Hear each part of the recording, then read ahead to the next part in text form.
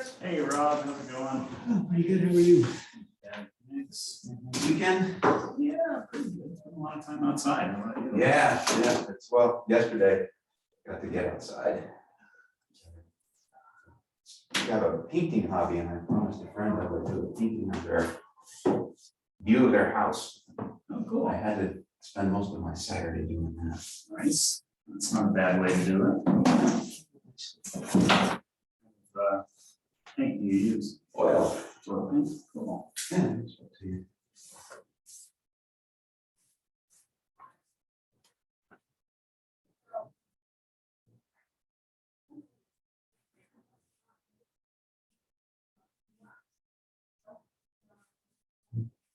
Yeah, it's the view from Chris and Ashley's place. Nice. Thanks. Very nice.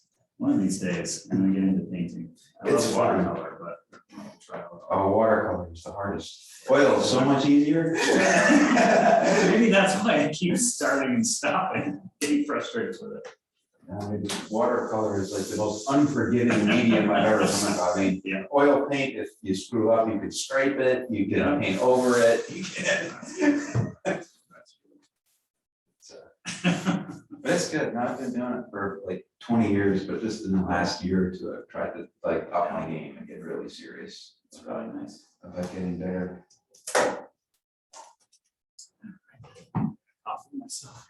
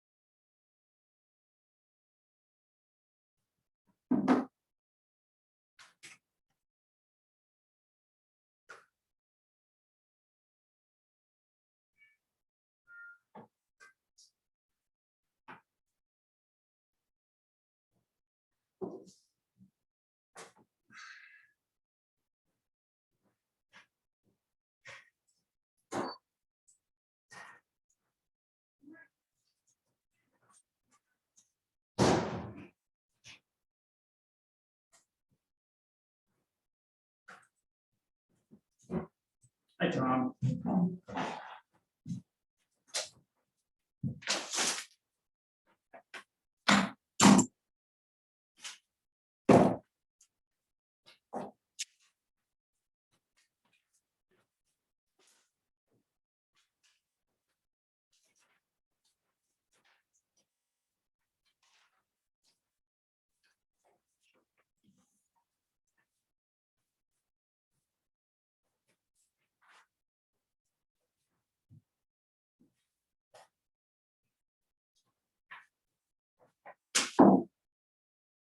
Talked to Tom about 10 minutes ago, he was having a hard time finding the pointed in the right direction. No, he might be coming. And you're, I printed some more of those this morning. I don't know. yeah, But I've got lots of as them. well. I'm very happy with this. Colorful map. And we're working on the color house maps.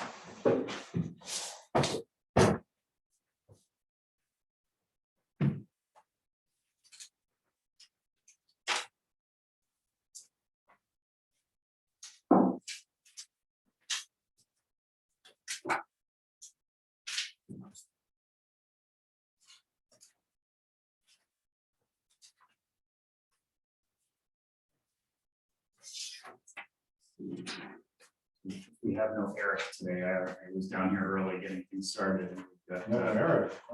no Eric. He's actually taking some time off. You guys are allowed to do that? Yeah, once in a while.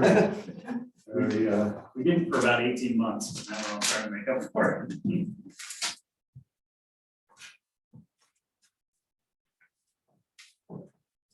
So we're up and running and recording. So.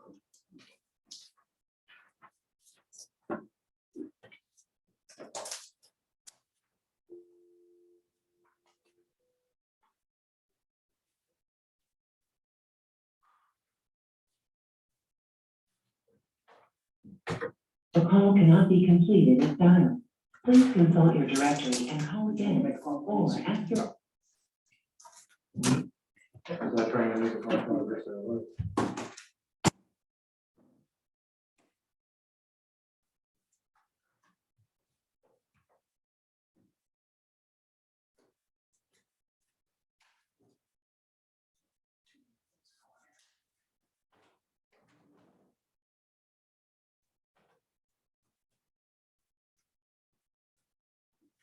March closed. It was not as of yesterday. My wife and I actually climbed up Spruce and it's still open. Did you get to a snow line up there? There was no snow on Spruce except for a couple of little spots in the shade where there was some leftover ice. But they're blowing on Mansfield. Or they weren't yesterday. It was too warm, but you can see they're starting to lay the base for the slopes over there. How they're gonna open up in 10 days, I don't know. 9 days now. Yeah.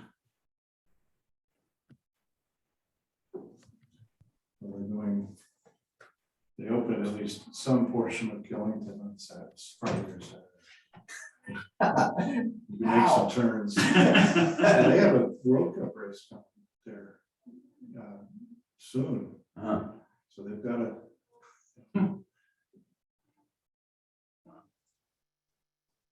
When I was a kid and growing up in Charlottesville, Virginia, we had a ski slope that was all fake snow, and I learned to ski in the summer on this thing. It was like artificial turf and these little plastic pellets on it. I mean, the environmentalists would have gone out of their minds if you tried to do anything like this today. They developed that, I think in part for ski industry, ski shows, where you could, Las Vegas or New York, you could actually get on a little slope and just test out equipment and things like that. But it was not environmental friendly stuff.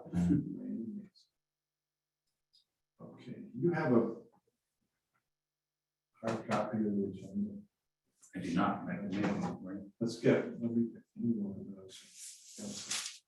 I'm so used to being in my house where I've got 3 tables and spread all over the place. But I think this will be a lot like last week's meeting, which is to go over what we've been hearing. I see there's something that came in from someone in Middlebury. I don't know that was from the Board of Civil Authority or just a Haven't seen an it. interest. I think that was just this interested citizen. Yeah, If it was somebody, they didn't identify themselves as a. right, they did not.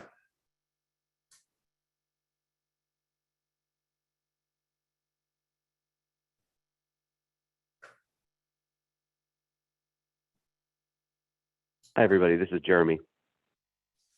Good morning. Hey, Jeremy. And hi, Jean. So we have a quorum. Hi.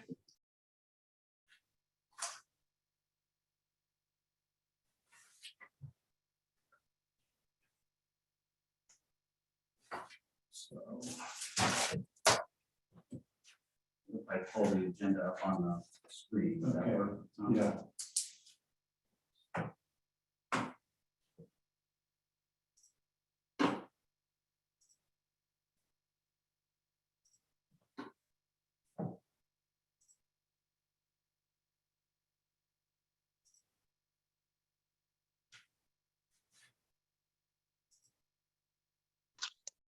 There it is.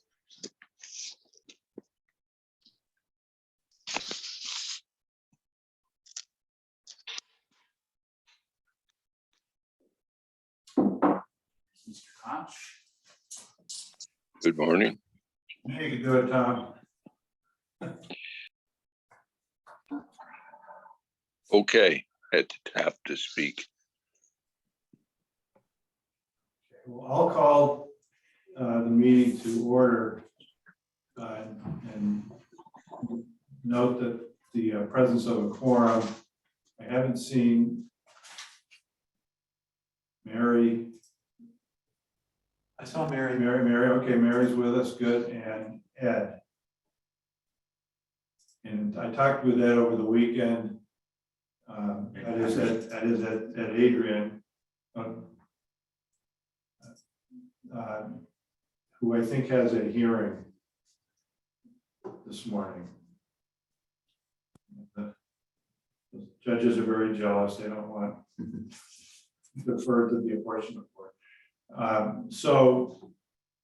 I sent around a reminder and copies of the minutes of the November 1st meeting, and noted in that message to you that we had, at the November 1 meeting, we had not approved the minutes of the October 25 meeting.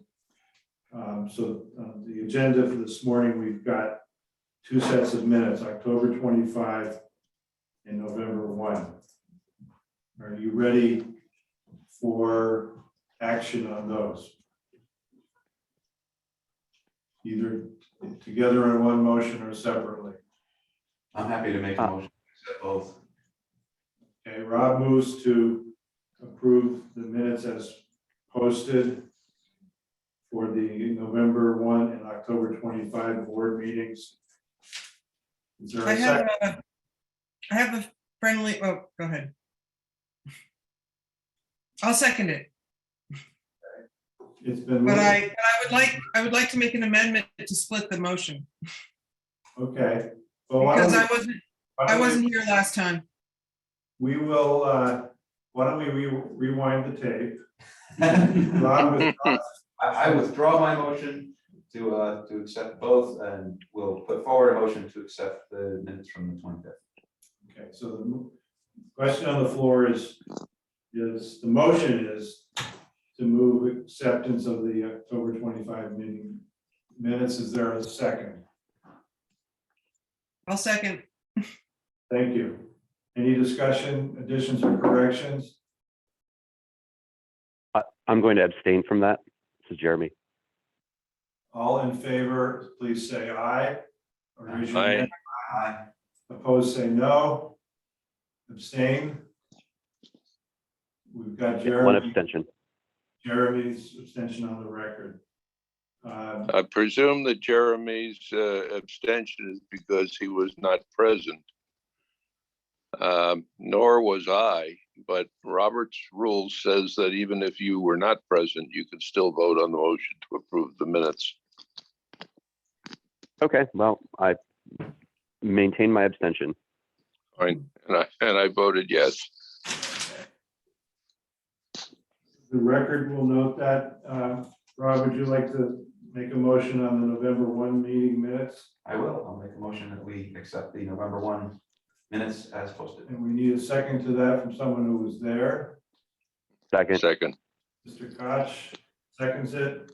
Any additions or corrections or discussion? Seeing none, all in favor of adopting the motion, please say aye or raise your hand. Aye. Aye. Those opposed? Any abstentions? I abstain. Okay.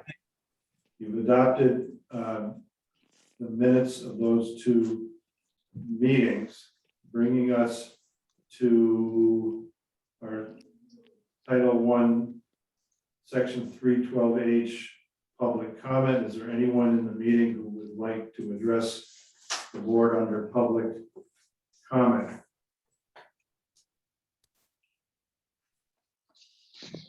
Make some noise or wave a hand if you do it so we can make sure we see you. I don't know if we can see the rest of the, if you click on the arrow there.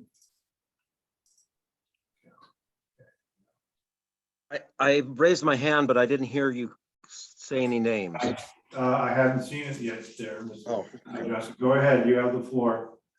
Okay, just letting you know that that the debate has been engaged, and Burlington City Council and the Board of Civil Authority meets tonight. There were some commentaries in VT Digger just this last week that I am responding to now. I wrote something for the council, but I haven't yet written my commentary.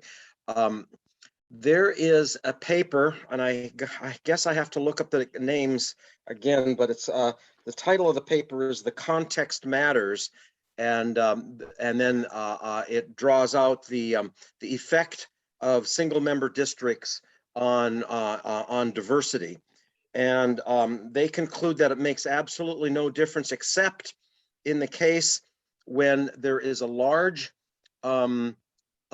component of a minority group, and it was specifically it was Black African Americans. It had to be like at least a quarter in the area or in the city. There had to be at least a quarter of the population, and then the effect was opposite to the effect in terms of beneficial to African American males getting into office. It was actually opposite for white females. So white females did better with at-large districts and larger districts, and Black and African American males did better with smaller ones, but only in the context where there was a lot of African Americans, but a minority, and they were being shut out. And that happened in the South. The justifications made, what I would call the race card or the minority card, don't apply here in Vermont. And I think that people are starting to figure out that, and you're going to get some feedback.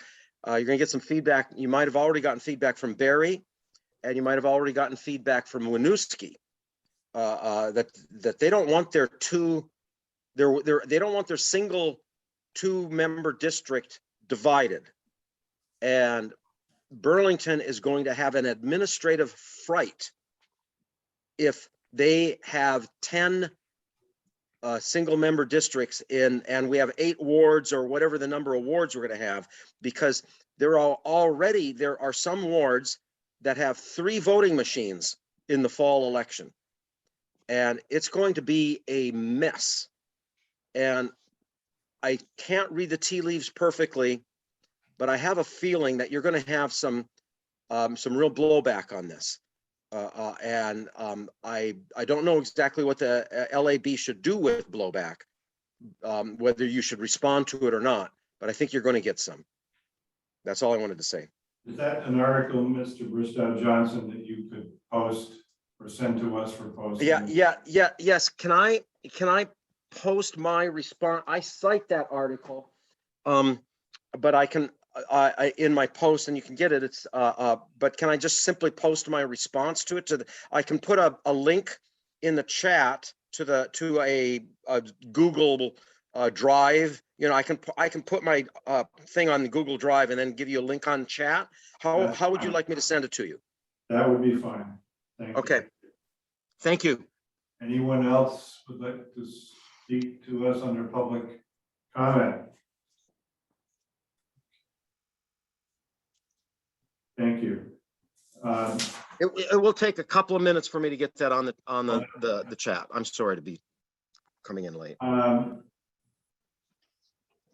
believe our next item on the agenda is again to review the responses received to date from boards of civil authority to the tentative House district map that was distributed to the towns on the 18th or 19th of October. And we now are a week away from the deadline for the towns to do that. And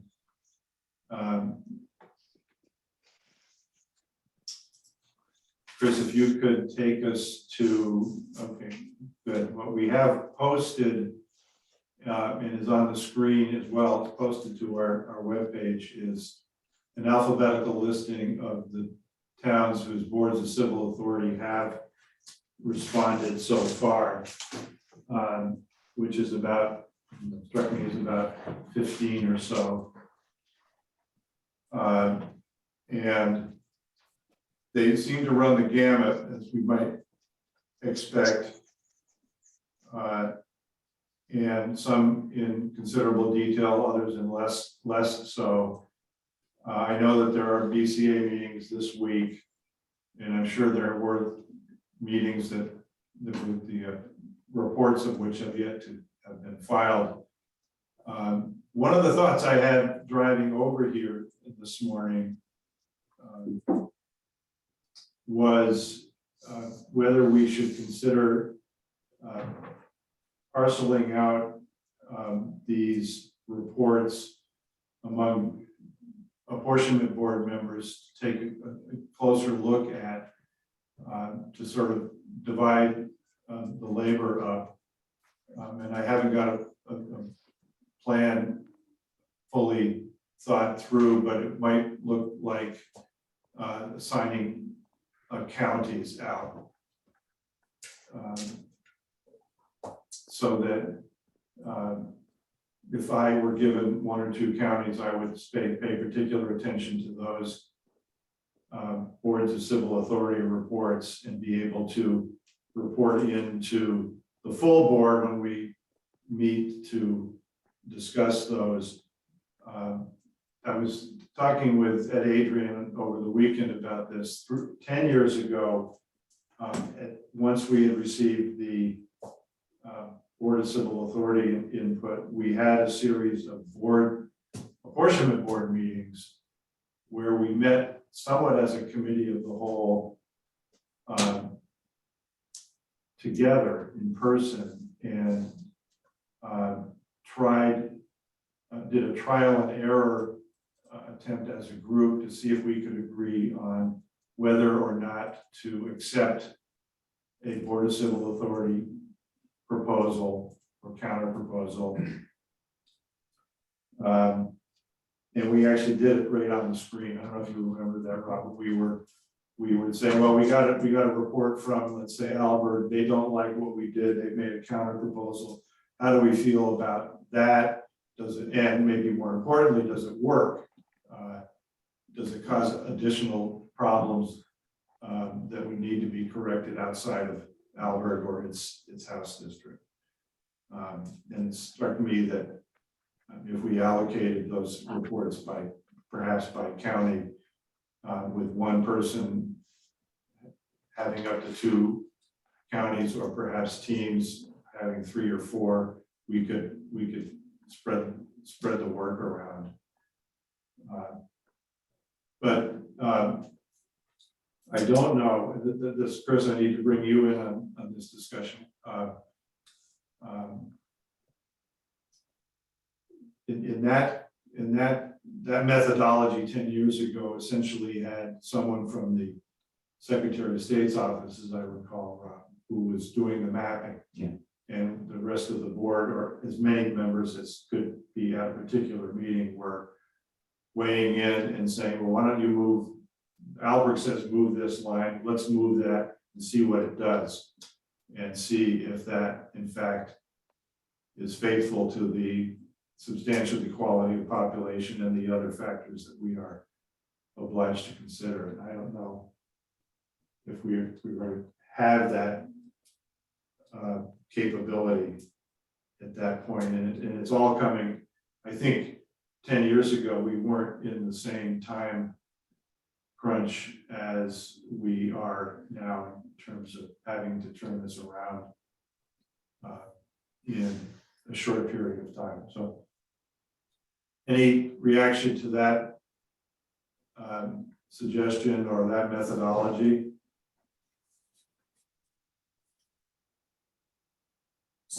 So I guess on behalf of the Secretary of State's office, if you want to do some real time map drawing, I'll defer to Mia. I know she prefers to have it kind of laid out in instructions in writing and then work on the map. There may be others, whether it's Jeremy or Jean, who are just as well versed in maptitude at this point as Mia may be.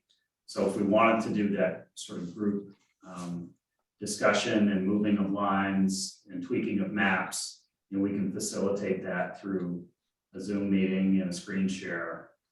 But as far as who's driving and who's making the tweaks, probably a board member can do that. I don't know. I don't want to speak for Mia. So Mia, if you want to chime in here on what you think the best option would be for the board. It seems to make sense to me that whoever authored the map that is being edited would probably be the most logical choice for editing it on the fly, as they would be most familiar with it. When it comes to maptitude, you know, it's just sort of like learning to type. I can hunt and peck and find the keys, but I certainly don't have a word per minute count that is, I think, acceptable or up to the task of doing live editing. I would be happy to do it, but I would say that it would be painfully slow. But you know.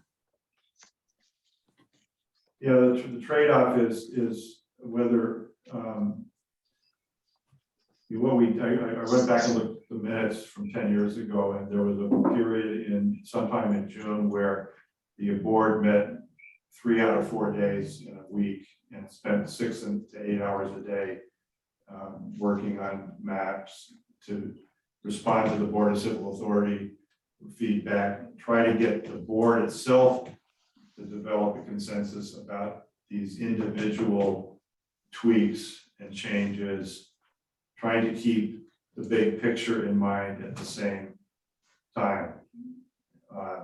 And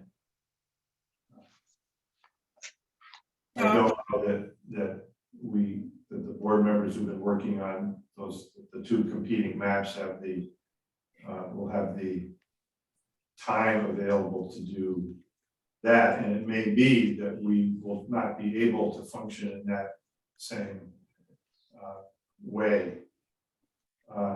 One of the choices that we probably need to make before we get to that kind of work. Whoever is doing the work would seem to be, which map are we working from? We have two maps, the Jeremy Rob map and the Gene map. And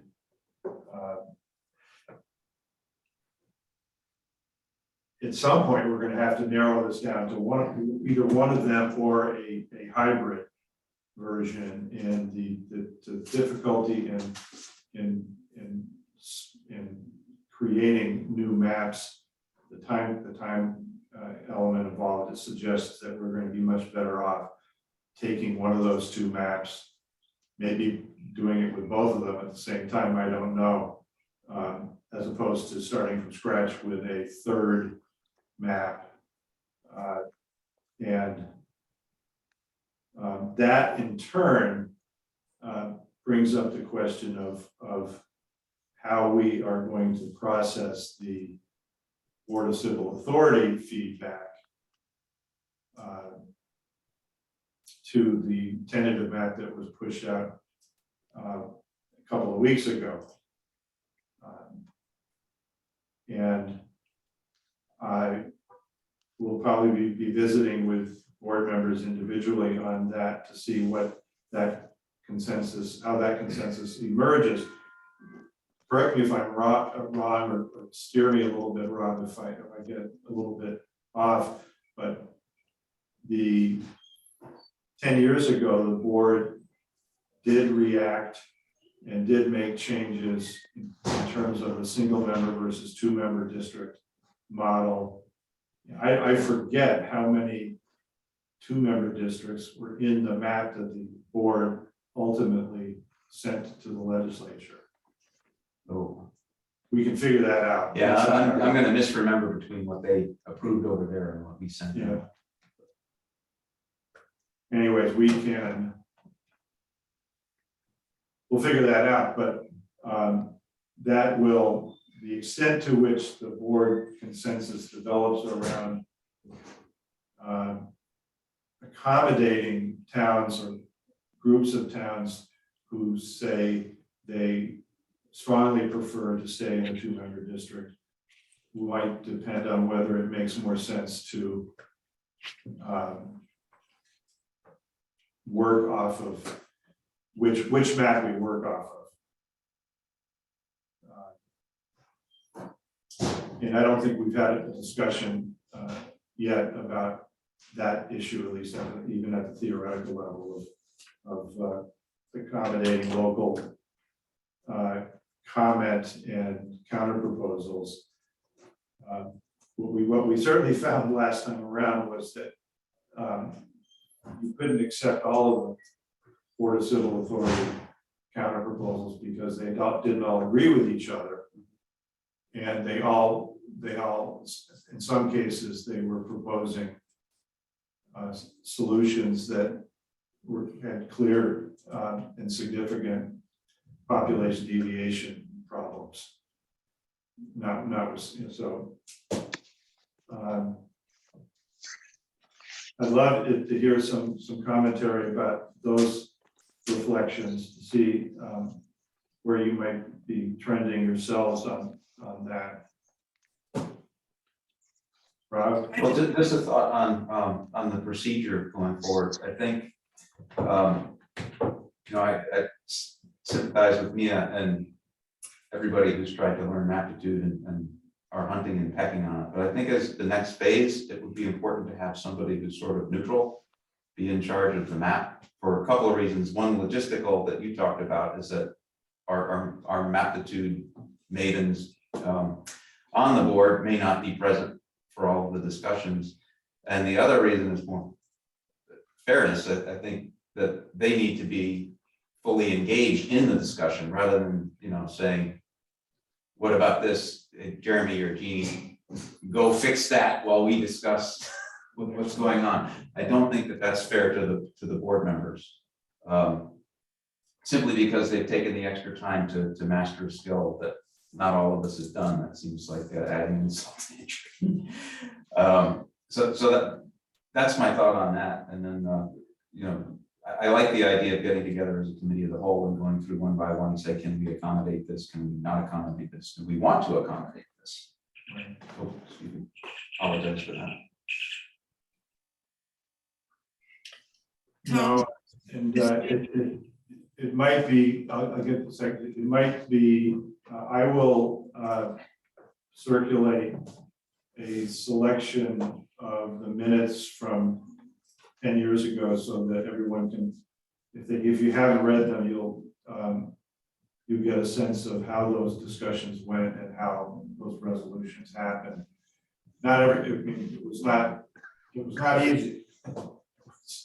And it was not, there were board members, apportionment board members who felt that they had lost or won on some things and not on others. Jane? Yes, thanks. So I have made my way through all the comments received so far, and I do kind of recommend that. If you do them in chunks, it's not, too terrible. I suspect we're going to get a rush in the last week, potentially. I can certainly think of some places we haven't heard from yet that I suspect we probably will hear from, because we're, the tentative proposal is recommending some big changes. So anyway, I would recommend, if there's a benefit to having some people focus even more closely on certain regions, that may also be helpful. But what I have found by looking through what we already have is, it means being able to flag in advance the kinds of things that can be adjusted. I mean, I'm focusing on my own map, although in some cases, Jeremy and Rob's map have the same district as mine or something. So there are places where they already align or are not that far apart. So in other words, we won't be faced with, I think, what would be a more stressful and daunting task of trying to go through one by one a very long list of suggestions and complaints, et cetera, that are in fact not compatible with each other in some cases, or as Tom, you mentioned, just not doable. Those are actually slightly easier, ones that are just going to be too big or too small. But ones that are in conflict with other ones, I think it's really helpful to know what those are in advance, so we're not trying to on the fly make a decision about it. I think thinking through what we have in advance really is helpful. And then finally, I'll add, just in the same, other things I've been able to think about by doing it in advance is trying other ways of rearranging certain districts where I know I won't be able to get 100% what they want for different reasons, but I can at least do some things that they say they want. They want to be with certain towns. I can get, I could get them with most of those towns or something like that. So I really would encourage the doing a fair amount of this work in advance, so that we're not faced with having to do somewhat unpleasant on the fly work. If I could pop in here too, I agree with Jean. I think spending a bit of time ahead of time and sort of doing a bit of pre-processing is really the right way to go. We do not have the time, and I can say I do not have the time to spend multiple days of 8 hours. We did that for the original map drafting, and I don't have any more time like that to give up this semester. So I would say if we can go through those responses from the BCAs and identify where those changes could be made, and then when we come back together, we can then, I don't even know if that we necessarily need to do it in real time, but we can at least talk about, here are some of the proposals, here's how we got to solve all or part or none of the various pitches, and then we can just go down the list and then assemble the map after we've agreed, at least in principle, about the changes, rather than having to sort of wiggle this road or this river here and there and move this district around in some particular way.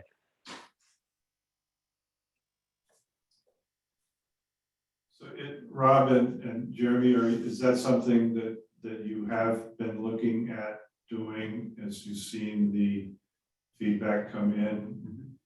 And, okay. Yeah, That's, I think, this could be a both and, but I think we at least need to do that incremental ongoing work as the feedback comes in, particularly when, as Jeannie said, it's easy or it's not controversial. Yeah, So, just just- making mental check marks next to them as they come in. And yeah, that's easily doable. That's not easily doable, but possibly doable. That's impossible suggestion. But Jeremy, maybe we should put our heads together at some point, just the two of us, and go through some of the stuff together, if that's amenable to you. Sure, and just to answer Tom's question, if we've been looking at this, I've looked at the comments as they've come in, but I've hesitated for the same reason I've hesitated about trying to draw a Senate map based on the House map, is that we don't know what the other kind of conflicting feedback is going to be. You know, Burlington's meeting tonight, other towns are meeting this week, and we will have more feedback. So any changes that we make, you know, it's sort of like, you know, playing multi-dimensional chess with multiple players. You know, you don't know who else is going to say, no, we really like what we have. And if a town that wants to change is surrounded by towns that don't want to change, then, you know, we've just sort of, you know, sabotaged ourselves. So no, I've not, I guess I would, I know we're time constrained and whatever, but if there's some internal change that's possible without affecting some other district, then I would say maybe, but, you know, without seeing all of the commentary, I think it's going to be hard for us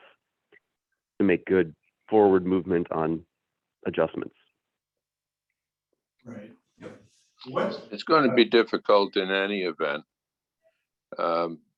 One thing I think we really ought to note is that what we're hearing from is the people who are unhappy. Those who are happy probably aren't even going to respond to this. But I do note a couple of, I think it's two, maybe it's only one response that we got, basically saying you can't get there from here. I think down in was it Stamford? Down in the south is a road closed in the winter. It's the only connection between two towns. That makes it difficult to justify putting them in the same district. That's an example of one where, because it's, well, it was so uniform in the various towns, not just Stamford, but also Reedsboro, and some comments we received, maybe not from the BCA, I forget, where I just kind of tried moving some things around to see what could even work, and I've come up with, say, a way to at least put Stamford back with Reedsboro, for example. Not by themselves, because that's not big enough. So they're combined with somewhere else that they may not be able to get to all year long, but at least they're together, which they do seem to be emphatic about. So things like that, which are kind of partial, getting a feel for what could work, even if we don't know, as Jeremy was saying, we don't know everything, and obviously making any drastic changes is probably not warranted. It's just could set us up for more frustration later. But those smaller solutions, I think, are useful to look at in advance. Agreed. Well, I think these, the towns and cities that have, say, two members now, all to themselves, like Barrytown and Barry City, Montpelier, we're going to hear we don't want to change. That's not surprising. We have to decide whether we're going to maintain what we've said or whether we're going to yield to those complaints. The other one that struck me as significant was from Alberg saying, please don't divide the islands. I certainly understand that, and I'm not sure. It's difficult up in the northwest corner there to figure out where to draw the lines. I got hung up on that at one point. Yeah, earlier in the cycle, I received a series of communications from folks who live in, I guess, the southern part of the Grand Isle County, whose concern was that currently it's a two-member district with West Milton, and no one from the islands is representing that district. And I explained that probably the simplest way of addressing that, if you were going to address it, would be to subdivide the islands so that there was a single member district of island towns only.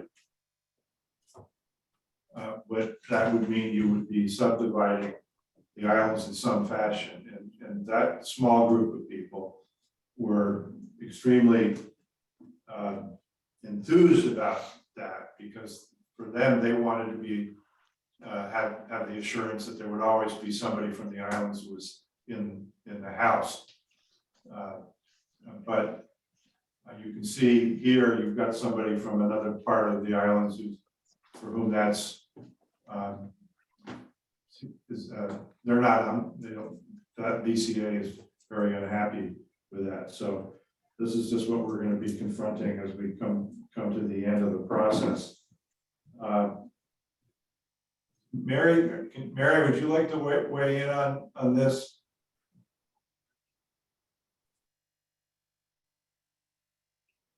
Issue.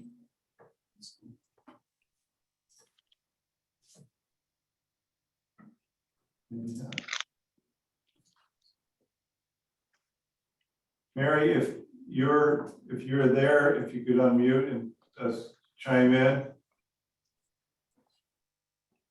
Now, can you hear me? We can, thank you.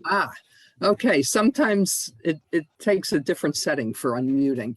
I sort of agree with both Jean and Jeremy. For myself, I need to look at the feedback we already have and tinker with it to see what might work and what might not, but still knowing that a week from now, we could get a whole bunch more feedback that will change everything. No, I know it's kind of hard to imagine what this, what this is going to look like in that last 10 days or so. This is a question, it's more of a technical question, Mia, for you, is assuming that the board comes to a final consensus on a House map and on a Senate map. How much time does it take to get whatever that looks like into what I guess I would call the final format, so that it becomes easy to post and share and reproduce and print and so forth? How much time is that taking us now? I suppose the answer to that, Tom, would really depend on the list of deliverables and exactly what we're looking to produce. So for instance, if we were going to produce output in similar fashion to the treatment that we did to the original House proposal that was voted on the 15th. Yes, that took several days. So, and there's multiple agencies involved. And so we'd have to make sure that everyone's on board and what their schedules are and that sort of thing. So there's unfortunately I can't offer you a very direct answer to that question. But with additional information and dates in mind, reaching out to our agency partners, we can probably work to get you a comfortable time frame. I think we may want to prime that pump now. Okay, great. So the first step in that, Tom, would be knowing exactly what we need to, what the target is in terms of date, and then also what the deliverables are. And then I can start working with our agency partners to see what we can come up with. Well, I think it's the the map that Rob and Jeremy produced for the house, it was voted on the 15th, and that was put through a process to make it easier to for people to scroll down to the minute level of detail, to get it able to be printed and in color, as good as, you know, the best product we can conceivably produce.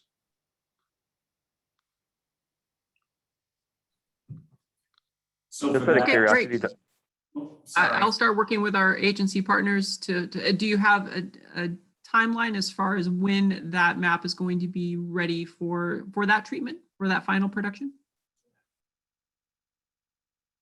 Well, Mia, you know our deadline, it's November 30th, so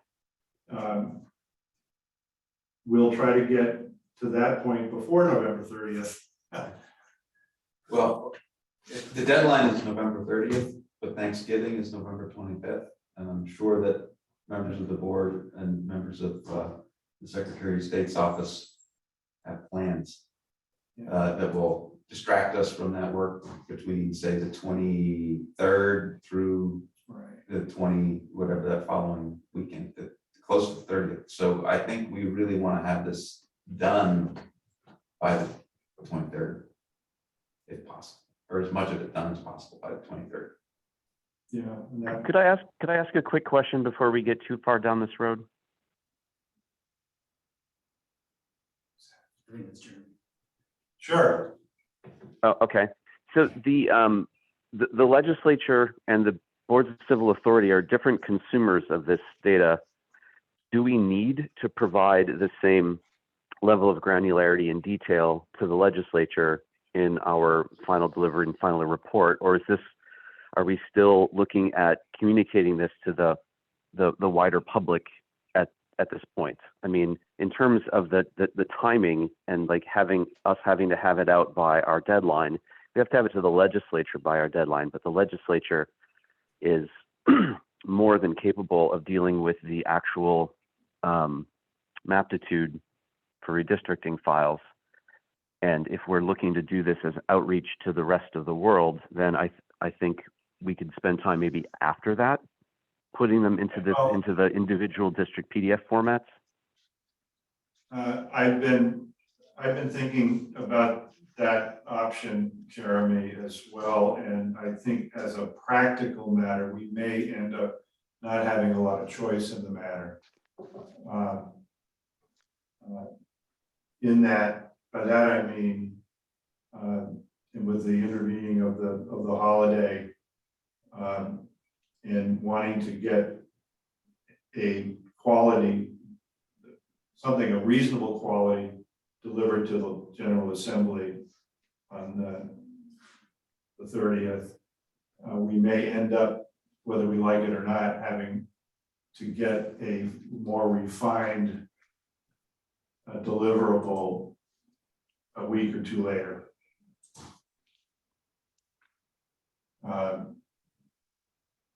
Part of me has been trying to hold out the carrot for doing all this work, is that on the 30th, we could stop doing this work and we'd be done.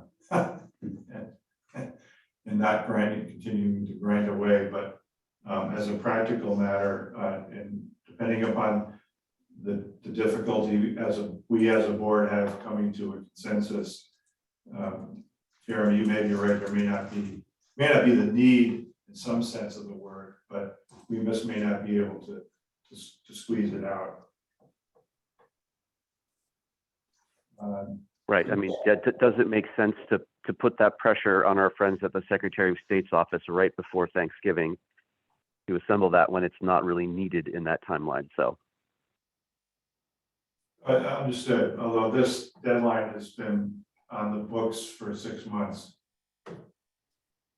I appreciate what you're saying there, Jeremy, and I think it's worth a little more exploration here. I think, what he's saying is we can still produce those detailed, high quality maps, but does that need to be part of the report that goes to the legislature? You think it does, Tom? Well, no, it certainly had been my expectation that we would give them that, but if we have to do that in a follow-up installment or supplemental report, that's, yeah, fine.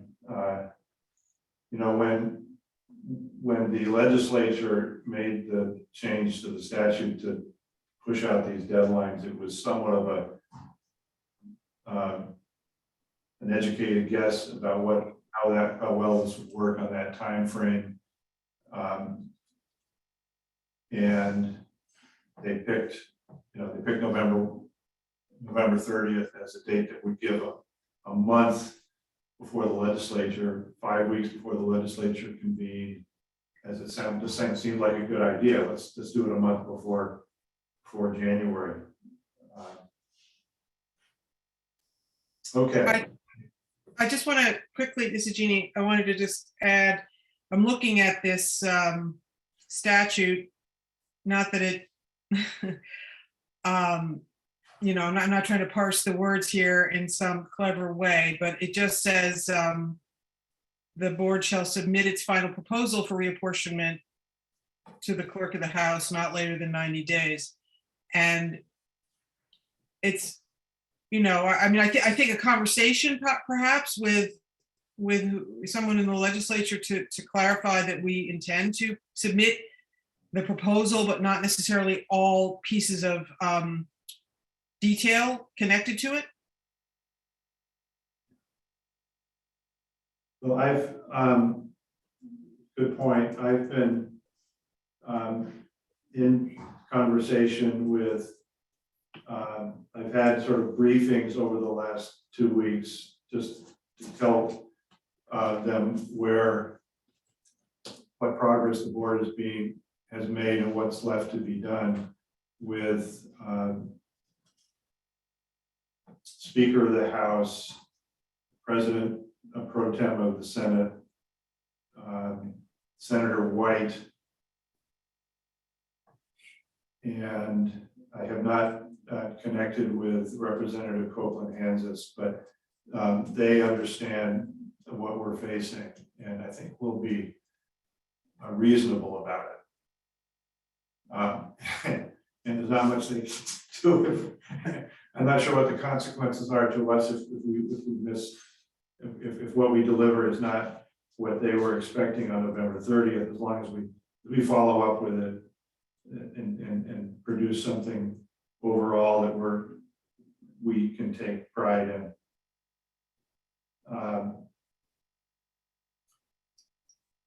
Does anyone on the board want to use some time now to go through any one or more of the BCA responses in particular, where you may have a question, Rob, Jeremy, or Jean, about what, you know, if you want some advice from the group or reaction? Is there anything in particular in that series of responses that you thought was hard to figure out or troubling?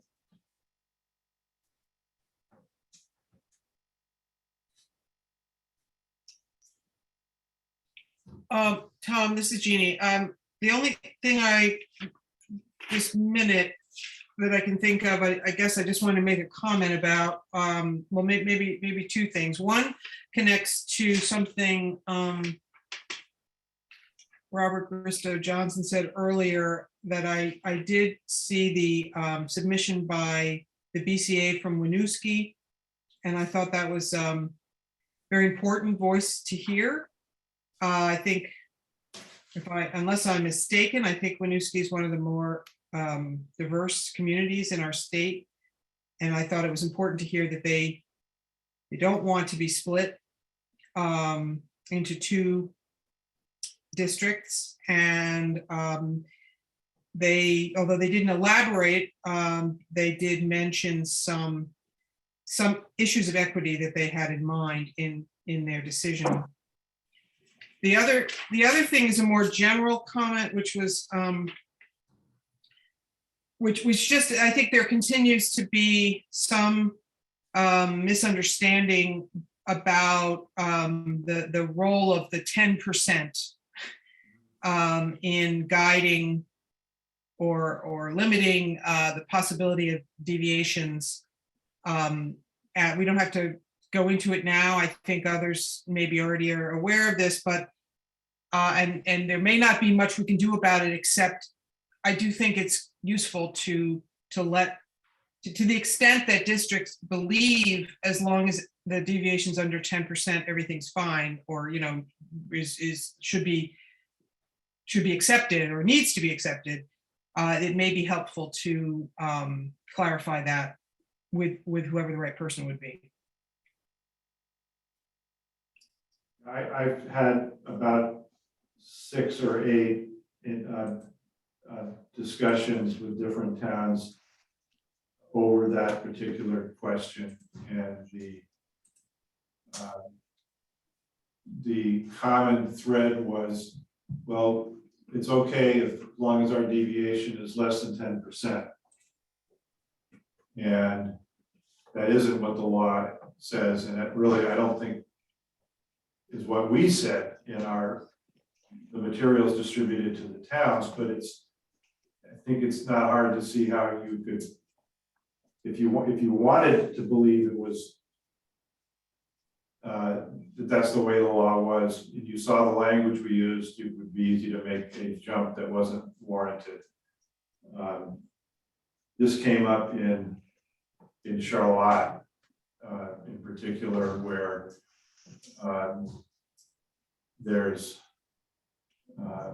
they seized upon the 10% deviation number and saying, well, we're only 9 point something, so we're automatically okay, leave us alone, or give, we should be a single district without needing anything from Heinsberg. And I've talked to the town clerk there twice, and they acknowledge what the law is. If they're not, I don't think they changed their view of things.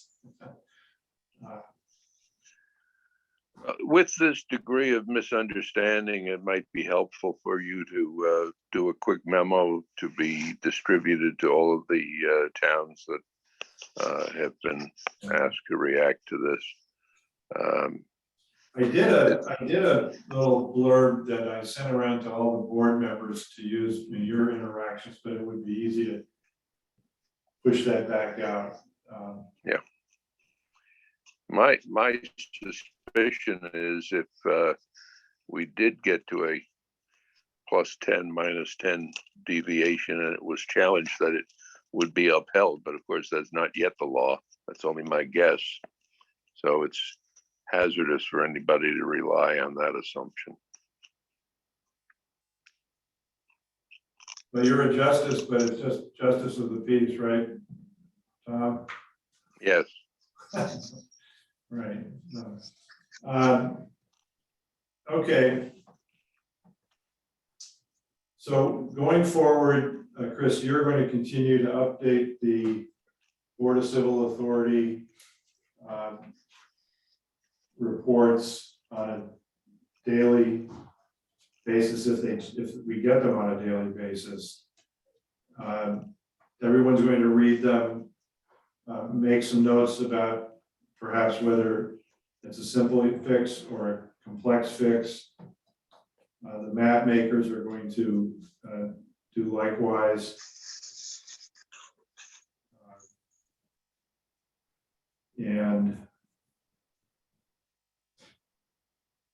I guess just trying to looking at the calendar. My guess is that if there are boards of civil authority who are not holding their meetings until later this week, or even conceivably next Monday, the 15th, that we're not going to see all of those reports until later, the middle to the later part of next week, which is the week before Thanksgiving. So what was it? Buckle your seatbelts. So we'll do our best to update that just about every day. We'll push those out. Just a note for people, if you're looking at this document and you seem to remember you saw one of a particular town, but you can't find it. If they plug it in saying town of, it all depends on how people use the form. So if they put in town of Mount Holly, it's gonna come in under the T's in alphabetical order, town of Franklin. So you may see a few of those. I didn't get this email. When did this one get sent out? I probably just didn't see it. I shouldn't say I didn't get it. It's possible it did not go out by email, but it's on the website, Okay. under the resources page, under BCA feedback. We'll keep updating that document as new towns come in. I don't remember whether I also emailed people. You'll find it right here under BCA House proposal feedback. And if they email us an attachment, it'll go here under documentation. There've been 2 towns so far that emailed an attachment to go with it. That might have a little map drawn on it or some other table or something lengthier that they wanted to submit. Did you click on that just to see, show us what those looks like? So this is from Weston. There's only one in here so far, but there's a second that has come in from Dover.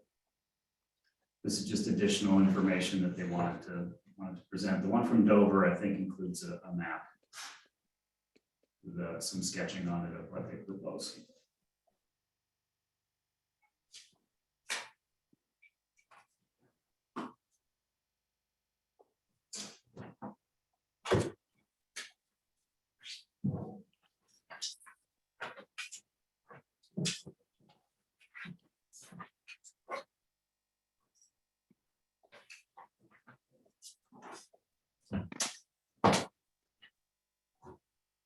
Is there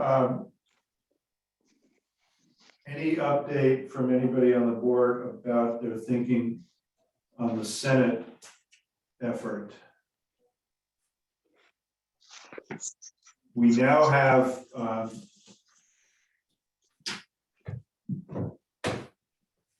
think we now have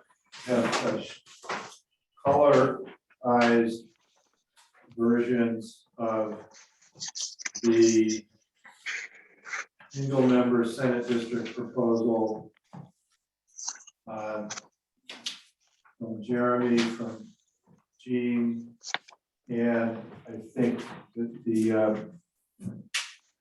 one that was pushed that I worked on in August, likewise,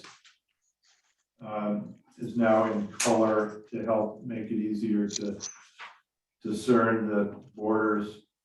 We're also working on getting that done for the house maps to make it easy, just to make it easier to see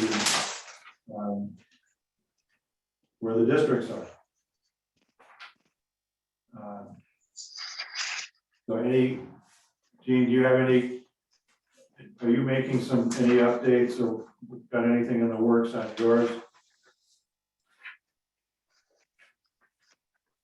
No, I haven't. I mean, I've been trying to just look at some of the statistics, if you will, related to it. I actually did try to run a contiguity report. Sorry, not contiguity, a compactness report. I did run one, I should say, but it kept disappearing from my Maptitude screen. I looked at it for maybe about 30 seconds and then it disappeared and I couldn't seem to get it back. So I'm going to keep working on that. But what I was able to see, at least fairly quickly, is the what's labeled there OE-CA, the sort of orange. It's basically Orange Caledonia. That district there is a bit of an outlier because it's long and skinny-ish. In any case, I'm looking at that kind of thing. And other than that, and some other things about cross counties, I'm kind of curious about. since in my scheme, both on the, the House side, the sort of basic unit are towns, which is of course historic as well, and statutory, it has statutory basis. And on the Senate side, my scheme is, the basic unit is counties, again, historic and somewhat, grounded in statutory requirements. Not that it's required to be based on counties, but that it's supposed to look at the those political subdivisions. I'm particularly interested in questions of crossing counties, how many are composed of more than one county. And then I'm also looking at, this came up even on the House side in a slightly different context, but I think one of the challenges is on the Senate side, this question of towns that get attached just sort of by themselves as maybe an add-on. They see themselves as kind of an add-on to a district. And the undesirability of that, if it can be avoided. We know it's not 100% avoidable, as are many of these things we are, trying to reduce. So that was another question, kind of looking at ways to maybe reduce it more than I have, but kind of those are the kinds of questions I have in mind as a way of evaluating this map and what I'm thinking about it. So, but I haven't made any changes to it since I sent it around.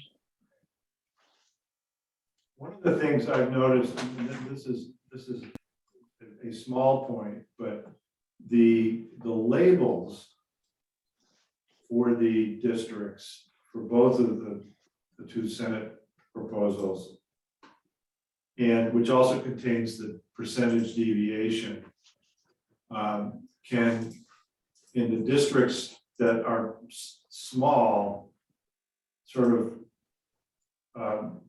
gets in the way of seeing where some of those boundary lines are, and I don't know what to do about that. So in Jean, your map, the Chittenden Northwest District label obscures that a portion of that district and a portion of the Burlington thing there. Yeah. I don't know what the system allows us to do about that. Same thing happened. I think, Tom, so one of the things I have learned from just doing Maptitude over and over is little things like you're talking about. I actually think there's a way to move the label and then have like a little line. So it's like a call out label. So it's not on top of the district. Yeah. I just kind of didn't quite make it work and sort of gave up. I'm pretty sure there's a way to do that so that so you could slide some of the labels off the map to the side. I did try to reduce the size, just made my labels as small as I could because it was much worse on the House side. So I was kind of sensitive to that. There are a lot of little things like that I didn't even really think about at all until now that I've been in the software so many times. I'm starting to notice new things. Well, and we'll see if we can, get some advice from others about that. It may be that folks. Sorry, I just wanted to add. I'm happy to answer any questions about those districts, and I can, my computer and sort of set up here, I can't export anything directly out of Maptitude, but Delia has helped me and Mia has helped me, and so if there are portions of this that would be better to be kind of expanded, and I mean the only other option, which I've done for myself that is somewhat viable, is to just take a picture of it as of my screen and then send it around that way. So Gene, I've been tinkering with your map a little bit. It has three-member districts. All the other Senate districts on your map are 1 and 2 members. And I think those 3-member districts could easily enough be reduced either to, in each case, to 3 single members or to a combination of 1 and 2. Taking Washington County, we took Barry City, Barrytown, Berlin, and Plainfield and made it a district. It would have a deviation of minus 4.3%. And if we took the rest of the county and made Montpelier, Elmore, which is actually in Lamoille County, but Lamoille County is way up pushing the limits anyway, so Elmore needs to come into Washington County. I understand that. Woodbury, Worcester, Calais, East Montpelier, Middlebury, and Waterbury, we would end up with a plus 3.66% deviation. That would require moving Cabot into Caledonia County, which increases Caledonia County's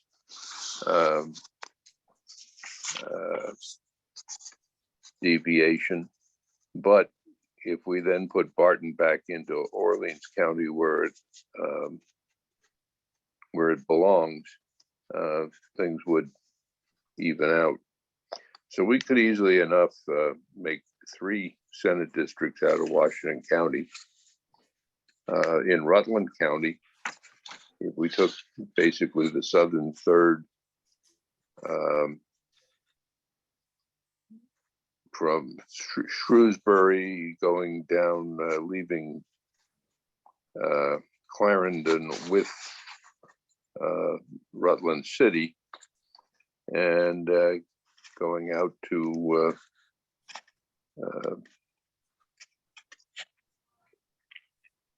Fairhaven and West Haven. That could be a district, and maybe then the rest of the county, particularly, the anchor would be the city of Rutland as a 2-member district, and something similar in Windsor County with southern towns in one district and the northern towns into a 2-member district. I think that would be better than having 3 members to 20. Mhm.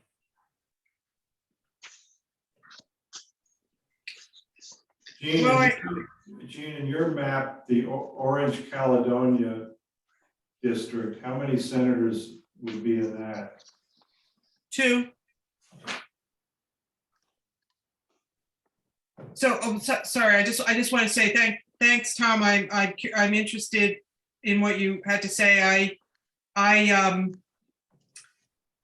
did not attempt to, because I don't feel I have aside from just the numbers, right? Like what towns add up to the appropriate size single member Senate district. I have no notion of what groupings really would be better. And unfortunately, we don't have there's no part of the process that puts it to the towns. So that's why I was hesitant to make any suggestions for divisions, but obviously we can think about any of that. Right. Well, I have a pretty good grasp of Washington County and somewhat of Rutland. I have much less of a grasp of Windsor County. Maybe Mary could help us out there. I mean, it's just, yes. I mean, I'm not, it's a question of whether that's a general motivation that we want them to be all 1 and 2 member districts. I will think about that. I'm not, I haven't come to a conclusion about it. But I also just wanted to say, Tom, about that Caledonia, Orange Caledonia district. That originally, after making the Caledonia Orleans Essex district, which is, there's not a whole lot you can do about that being kind of sprawling in some manner. I did try to make 2 one-member districts from the remainder of Caledonia and then having Orange be a district, and Orange was just too big, and by itself, Caledonia was a little too small, though viable. But as you can see, together they made a really good district. So that was why I didn't try to make 2 additional single-member districts there. It would have required taking more out of Orange, which I think has been their fate for so many years, to have parts of the town be stripped out. I already had to take a few out, but I would have had to take more. So that's why I didn't do it.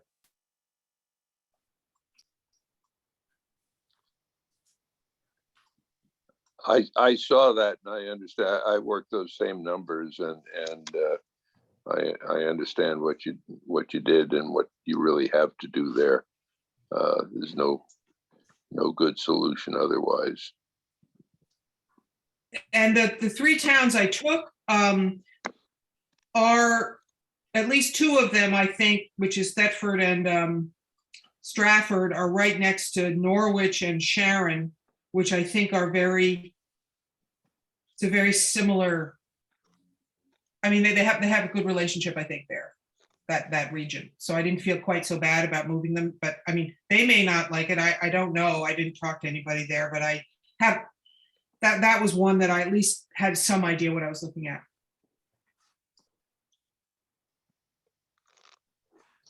Maybe next time around, we'll suggest to the legislature that they direct the apportionment board to send the Senate tentative map out to the assistant judges for comment on behalf of the counties. Don't take me seriously all the time.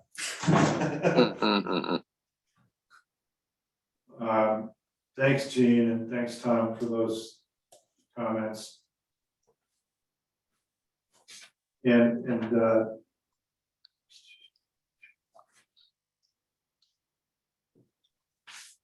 I will continue to schedule time on the agenda for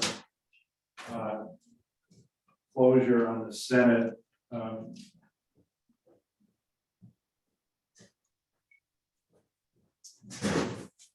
What we're getting in part from this, for better or for worse, from the BCA review and reply process is, in some cases, comments about the Senate map as well.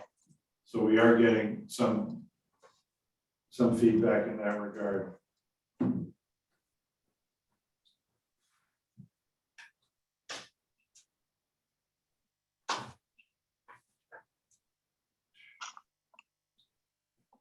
Anything else anyone would like to bring up on the Senate side? Mr. Cafferty, we've done public comment, but we'll give you a short window here. All right, just two quick ones.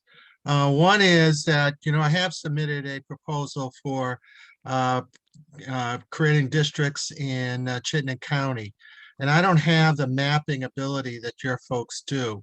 I was wondering if that would be possible and put into consideration with the other maps, at least for Chittenden County. The second point I'd like to make is that, I know Charlotte seems to be going south. The select board in Charlotte has debated it twice or discussed it twice and are very unhappy. And it's appeared in 2 of the local newspapers down here, just so you are aware.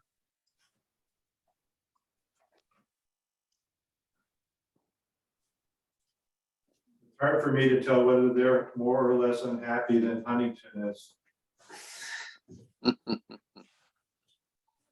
Thank you. And the Amarin and Bourgeois, do you have any updates or Words of wisdom? Sorry. Sorry, Jean? Sorry, Tom, before we move on to in the agenda, I wanted to ask Jeremy about one of his districts in his Senate map. Are you still around, Jeremy? I'm still around, but I'm not in front of a computer that I can easily get to it. I'll try to do it from memory though, if I can. I think this one you might remember because as far as I can tell, you got something labeled Chittenden Franklin that appears to be just touching at a point. Am I right about that? Where two parts of it are touching at a point. Right.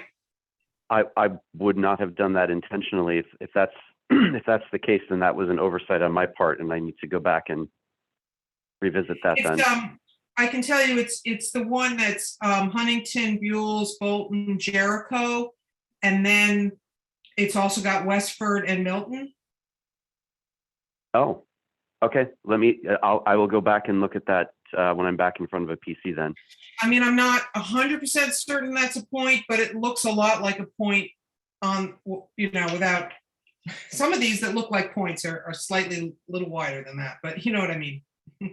Sure. No, I mean, I would probably not have created a district intentionally, even if it was just a little narrow thread that was connected by a road or something like that. I would probably not have done that. So let me go back and revisit that and see if that's, my error. I will go back and straighten that out and send a message later this afternoon, maybe.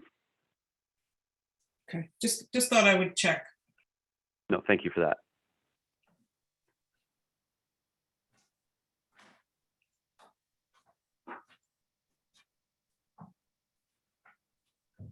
Cameron, did you have anything to share with us from your perspective this time? Or This is Michael Chernick. Amarin isn't available to be on the line at the moment to respond, but we've corresponded between the two of us, and today we're just listening.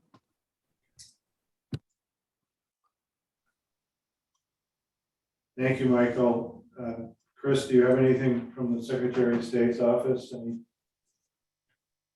I don't, Tom, just encourage the board members and members of the public to reach out to us if they're looking for anything on the website or any of the materials that we have, and we'll do our best to get that right out to you.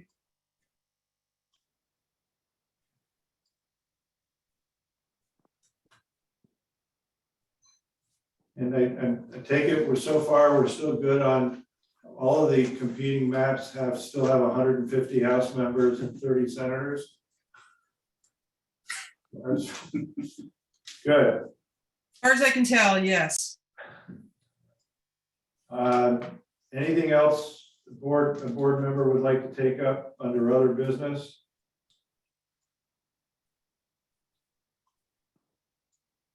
Okay, I'll be in touch with each of you over the next few days. Thanks for your diligence, and we'll stand in adjournment. Thank you. Thank you. Thanks, Bye. Eric. Thanks, Tom. Bye-bye.